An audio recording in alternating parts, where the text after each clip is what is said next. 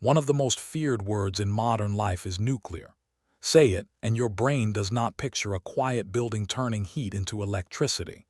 It pictures sirens, radiation suits, empty streets, a city that can never be touched again. That reaction feels obvious. And yet after the Fukushima disaster, the United Nations Scientific Committee on the Effects of Atomic Radiation, known as UNSEER, reported something most people never heard. It found no documented radiation-related health effects among the public directly caused by the accident, and said none were expected to become detectable later either. The disaster was real. The reactor failures were real. The evacuations were real. The fear was real. But the danger most people imagined was not the danger the evidence actually found. So why does a nuclear power plant feel like one of the most dangerous things humans have ever built, even when the full story is more complicated than that? Part of the answer begins with a picture. For decades, nuclear energy has shared a mental shelf with nuclear weapons. Your mind hears the same word and pulls up the same nightmare. Mushroom clouds, burned shadows, mutation, invisible poison drifting through the air. But a nuclear reactor is not an atomic bomb. It cannot explode like one. A bomb is designed to release enormous energy in a fraction of a second. A power plant is designed to control a chain reaction slowly, inside layers of shielding pipes, pumps, concrete, steel, sensors, and emergency systems. That difference should matter. But fear is not built out of technical diagrams. Fear is built out of stories, and nuclear energy has some of the strongest stories ever attached to it. A single accident can stamp itself into memory for generations. Chernobyl, 3 Mile Island, Fukushima, each name feels bigger than a textbook, bigger than a chart, bigger than a statistic. They sound like warnings. Psychologist Paul Slovic spent years studying why certain dangers feel unbearable even when their actual probability is low. He found that people fear what he called dread risks, risks that are invisible, hard to understand, potentially catastrophic, and outside personal control. Radiation checks every one of those boxes. You cannot see it. You cannot smell it. You do not trust yourself to judge it. And if something goes wrong, your mind jumps straight to the worst ending. That makes nuclear power emotionally gigantic. Then there is another mental shortcut. Daniel Kahneman and Amos Tversky showed how people often judge risk by how easily examples come to mind. A dramatic event feels common because it is memorable. A quiet event feels rare because it leaves no image behind. That is why a reactor accident can dominate your imagination, while the damage from ordinary air pollution barely enters it at all. A coal plant does not make a great horror movie image. You do not see its harm in a single moment. It arrives as asthma, heart disease, lung disease, shortened lives, and hospital visits spread across years and across millions of people.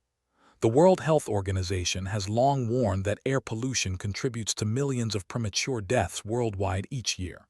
That number is huge, but it is emotionally weak. A leaking reactor feels like a monster. Dirty air feels like weather. This is where perception and reality start to split. That does not mean the fear of nuclear power came from nowhere. Some of it was earned. Chernobyl was not a myth. It was one of the worst industrial accidents in history. In 1986, a reactor in Soviet Ukraine exploded during a failed safety test carried out under dangerous conditions on a flawed reactor design. The explosion and fire released radioactive material over a huge area. Emergency workers were heavily exposed. People were displaced. Children later showed increased cases of thyroid cancer, linked to radioactive iodine exposure. That event should never be minimized. It was devastating. It was deadly. And it permanently shaped how the world thinks about nuclear power. But Chernobyl was also not an ordinary plant running in an ordinary way. It involved a reactor design with serious known weaknesses, combined with poor safety culture and a reckless test. It was a warning about what can happen when powerful technology is built badly and managed badly. That is not the same as saying every nuclear plant is a Chernobyl waiting to happen. Fukushima tells a different story. In 2011, a massive earthquake struck Japan. Then a tsunami hit the Fukushima Daiichi plant and knocked out critical power and cooling systems. Several reactor cores were damaged. Hydrogen explosions tore through reactor buildings. The footage spread around the world almost instantly. To many people, it looked like the beginning of another radiation apocalypse. But the actual public health picture was more complicated. Reviews from bodies such as WHO and UNSEER did not find the kind of mass radiation sickness that many feared. The greatest harms included the trauma of the disaster itself, the displacement, the stress of evacuation, the breakdown of communities, and the long-term social and mental strain that followed. That matters, because it shows how the most terrifying image is not always the main source of suffering. Then there is the hidden comparison almost nobody makes. Every major energy source comes with danger. Coal kills miners and pollutes the air. Oil can explode, spill, and burn. Gas leaks. Dams can fail catastrophically. Even hydropower, which sounds peaceful, has seen disasters when massive walls of water gave way. Electricity has never been a story about safety. It has always been a story about trade-offs.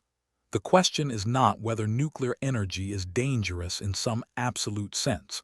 Of course it is dangerous. Anything that handles radioactive material and intense heat is dangerous. The better question is this.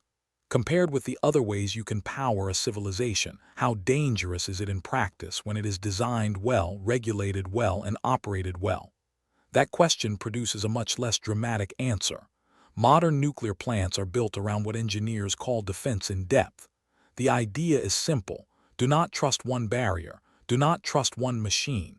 Do not trust one human decision. Use layers. The fuel is inside fuel pellets. Those are inside metal tubes. Those sit inside a reactor vessel. That sits inside containment structures. Cooling systems have backups. Critical functions are monitored constantly. Shutdown systems are designed to trigger automatically if something behaves abnormally. Newer reactor designs often include passive safety features that rely less on active human intervention and more on physics itself, such as gravity, pressure differences, or natural circulation. None of that makes a plant invincible. It does mean the nightmare image in your head usually leaves out most of the real engineering. The same is true for nuclear waste. This is one of the strongest arguments people raise, and it is a fair one. Spent nuclear fuel remains hazardous for a very long time. It has to be isolated, tracked, secured, and managed responsibly. There is nothing fake about that problem. But here again, the picture in your head may be larger than the physical reality. Nuclear waste is dangerous, but it is also concentrated. It is measured, counted, contained. It does not disappear into the sky as a constant river of smoke.